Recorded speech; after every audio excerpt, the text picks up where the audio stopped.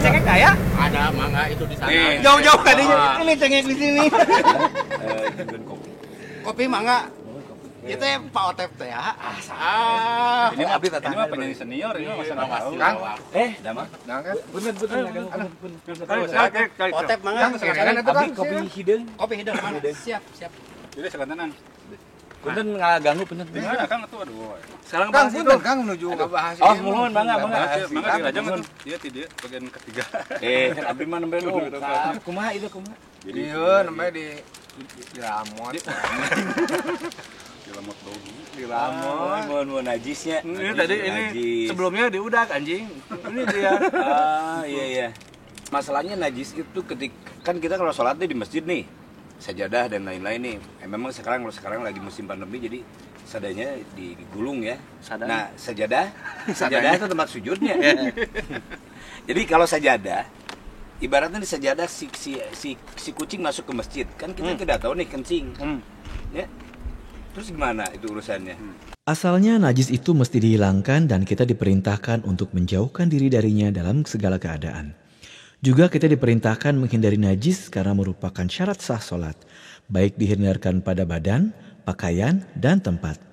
Namun syariat memberikan keringanan pada sebagian najis, dimaafkan karena sulit untuk dihilangkan atau sulit untuk dihindari. Ini adalah bentuk kemudahan syariat Islam bagi umatnya mengangkat kesulitan pada hambanya. Beberapa bentuk najis yang dimaafkan adalah: pertama, percikan kencing yang sedikit atau yang sulit dihindari, baik yang terkena badan, pakaian, atau suatu tempat. Yang kedua, sedikit dari darah dan muntah, kecuali jika itu atas kesengajaan manusia, maka tidaklah dimaafkan. Sebagaimana dimaafkan pula darah luka dan nanahnya walaupun banyak, dengan syarat itu keluar dengan sendirinya, bukan disengaja. Yang ketiga, kencing hewan dan kotorannya yang terkena biji-bijian ketika hewan tersebut menginjaknya.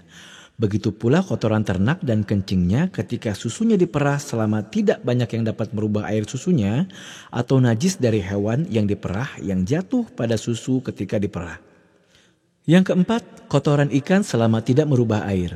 Kotoran burung di tempat yang sering disinggahinya karena sulit dihindari. Yang kelima, darah yang terkena pakaian jagal. Namun kalau darah tersebut banyak, tidaklah dimaafkan. Begitu pula yang dimaafkan adalah darah yang menempel pada daging. Yang keenam, mulut bayi yang tercampur dengan muntahnya ketika dia disusukan oleh ibunya. Yang ketujuh, air liur dari orang yang tidur yang keluar dari dalam perut pada orang yang biasa seperti itu. Yang kedelapan, lumpur di jalan yang terkena pakaian seseorang walaupun yakin di situ terdapat najis karena sulit dihindari sehingga dimaafkan. Yang kesembilan, bangkai dari hewan yang darahnya tidak mengalir yang jatuh pada cairan seperti lalat, nyamuk, semut dengan syarat jatuh dengan sendirinya tidak sampai merubah cairan tersebut. Jadi kurang lebih seperti itu. Sekarang alhamdulillah ada solusi ya. Iya. Mau ke mana tuh? Lanjut ngebon itu belum dicebor. Sekalian anjing pengusirin lah. Ya entar dulu ini kan ngemil. Tapi sebelum itu kita ngemil aja. Oh iya ngemil lagi. Terus ngemil. Alhamdulillah. Kang ngemil kan.